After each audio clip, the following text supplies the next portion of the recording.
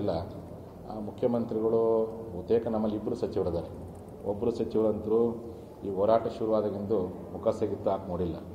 ಇನ್ನೊಬ್ಬ ಸಚಿವ ಲಕ್ಷ್ಮೀ ಹೆಬ್ಬಾಳ್ಕರ್ ಅವರು ಅನೇಕ ಬಾರಿ ಬಂದ್ದಾರೆ, ಬೆಂಬಲ ಕೊಟ್ಟರೆ, ಸಹಕಾರ ಕೊಟ್ಟರೆ. ಆದರೆ ಅವರಿಗೆ ಇಲ್ಲೇ ಒಂದು ಕಡೆ ಮುಖ್ಯಮಂತ್ರಿಗಳು ಒತ್ತಡ ಹಾಕಿದ್ದಾರೆ.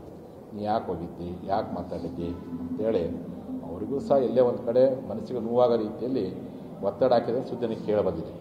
ಆ ಕಾರಣಕ್ಕೆ ಅವರು ಮೊನ್ನೆಯಿಂದ ನಮ್ಮ ಸತ್ಯಾಗ್ರಹಕ್ಕೂ ಬಂದಿಲ್ಲ ಮತ್ತು ಇಂಟರ್ನಲ್ಲಾಗಿ ಅವರು ಒಳಗಡೆ ಸಪೋರ್ಟ್ ಅದಾರೆ.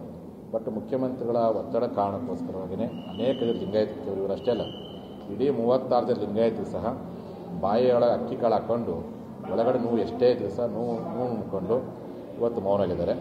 ನಮ್ಮ ಇಬ್ಬರು ಏನು ಕಾಗೆಯವರಂತರೂ CM ಅವರು ಏನೇ ಇದ್ದರೂ ನೇರವಾಗಿ ಮಾತಾಡಿದ್ದಾರೆ.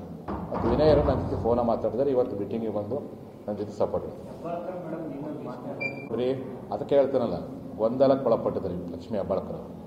ಗಟ್ಟಿಯಾಗಿ ನಿಲ್ಲುವಂಥ ವ್ಯಕ್ತಿತ್ವ ಇತ್ತು.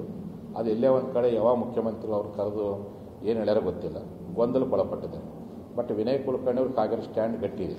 ಹಿಂದೆ BJP ಸರ್ಕಾರದಲ್ಲಿ ಹಂಗೆ ಇತ್ತು. ಅವಾಗ ಇವರು 4-5 ಜನ ಪುಣ್ಯಾತ್ಮರು, CC ಪಾಟೀಲ್ರು, ಹಿರಣ್ಯ ಕಡಾಡಿ, ಕರಡಿ ಸಂಗಣ್ಣ, ಯತ್ನಾಳ್ ಅವರು, ಸಿದ್ದು ಸೌದಿ, ಅರವಿಂದ್ ಬೆಲ್ಲದು, ಇವು 4 ಮಂದಿ ಗಟ್ಟಿದ್ರು. ಹಂಗೆ ಈ ಸರ್ಕಾರದಲ್ಲಿ ಒಂದು ಇಬ್ಬರು ಗಟ್ಟಿ ಅದನ್ನ ಅದೇ ನಮ್ಮ ಪುಣ್ಯ. ಇನ್ನು ಇಬ್ಬರು ಎಲ್ಲಿ ಹಿಂಗೇನಂತ ಅಂದ್ಕೊಂಡಿದ್ವಿ. ಬಟ್ ಅವರೆಲ್ಲರೂ ಗಟ್ಟಿಯಾಗದ ಪ್ರಾಮಾಣಿಕವಾದರೆ ಅವ್ರ ಮುಖಾಂತರ ನ್ಯಾಯಪಡ್ತೀವಿ. ಇದು ನಿಮಗೆಲ್ಲ ಮುಖ್ಯಮಂತ್ರಿಗಳು ಬಹುತೇಕ ನಮ್ಮಲ್ಲಿ ಇಬ್ಬರು ಸಚಿವರಿದ್ದಾರೆ. ಒಬ್ಬರು ಸಚಿವರಂತರೂ ಈ ಹೋರಾಟ ಶುರುವಾದಾಗಿಂದು ಮುಖ ಸಿಗಿತ್ತು ಹಾಕಿ ನೋಡಿಲ್ಲ. ಇನ್ನೊಬ್ಬ ಸಚಿವ ಲಕ್ಷ್ಮೀ ಹೆಬ್ಬಾಳ್ಕರ್ ಅವರು ಅನೇಕ ಬಾರಿ ಬಂದ್ದಾರೆ, ಬೆಂಬಲ ಕೊಟ್ಟರೆ, ಸಹಕಾರ ಕೊಟ್ಟರೆ. ಆದರೆ ಅವರಿಗೆ ಇಲ್ಲೇ ಒಂದು ಕಡೆ ಮುಖ್ಯಮಂತ್ರಿಗಳು ಒತ್ತಡ ಹಾಕಿದ್ದಾರೆ. ನೀ ಯಾಕೆ ಹೋಗಿದ್ದಿ, ಯಾಕೆ ಮಾತಾಡಿದ್ದಿ ಅಂತೇಳಿ ಅವರಿಗೂ ಸಹ ಎಲ್ಲೇ ಒಂದು ಕಡೆ ಮನಸ್ಸಿಗೆ ನೋವಾಗೋ ರೀತಿಯಲ್ಲಿ ಒತ್ತಡ ಹಾಕಿದರೆ ಸುದ್ದಿ ನನಗೆ ಕೇಳಬಂದಿದೆ. ಆ ಕಾರಣಕ್ಕೆ ಅವರು ಮೊನ್ನೆಯಿಂದ ನಮ್ಮ ಸತ್ಯಾಗ್ರಹಕ್ಕೂ ಬಂದಿಲ್ಲ ಮತ್ತು ಇಂಟರ್ನಲ್ಲಾಗಿ ಅವರು ಒಳಗಡೆ ಸಪೋರ್ಟ್ ಅದಾರೆ. ಬಟ್ ಮುಖ್ಯಮಂತ್ರಿಗಳ ಒತ್ತಡ ಕಾರಣಕ್ಕೋಸ್ಕರವಾಗಿಯೇ ಅನೇಕ ಜನ ಲಿಂಗಾಯತ ಇವರು ಅಷ್ಟೇ ಅಲ್ಲ, ಇಡೀ 36 ಜನ ಲಿಂಗಾಯತರು ಸಹ ಬಾಯಿಯೊಳಗೆ ಅಕ್ಕಿ ಕಾಳು ಹಾಕ್ಕೊಂಡು ಒಳಗಡೆ ನೋವು ಎಷ್ಟೇ ಇದ್ರೂ ಸಹ ನೋವು ಉಣ್ಕೊಂಡು ಇವತ್ತು ಮೌನಾಗಿದ್ದಾರೆ. ನಮ್ಮ ಇಬ್ಬರು ಏನು ಕಾಗೆಯವರಂತರೂ CM ಅವರು ಏನೇ ಇದ್ದರೂ ನೇರವಾಗಿ ಮಾತಾಡಿದ್ದಾರೆ. ಮತ್ತು ವಿನಯರು ನನ್ನ ಜೊತೆ ಫೋನ ಮಾತಾಡಿದ್ದಾರೆ. ಇವತ್ತು ಮೀಟಿಂಗಿಗೆ ಬಂದು ನನ್ನ ಜೊತೆ ಸಪೋರ್ಟ್ ಬರೀ ಅದಕ್ಕೆ ಹೇಳ್ತಾನಲ್ಲ, ಗೊಂದಲಕ್ಕೆ ಒಳಪಟ್ಟಿದ್ದಾರೆ ಲಕ್ಷ್ಮೀ ಹೆಬ್ಬಾಳ್ಕರ್. ಗಟ್ಟಿಯಾಗಿ ನಿಲ್ಲುವಂಥ ವ್ಯಕ್ತಿತ್ವ ಇತ್ತು.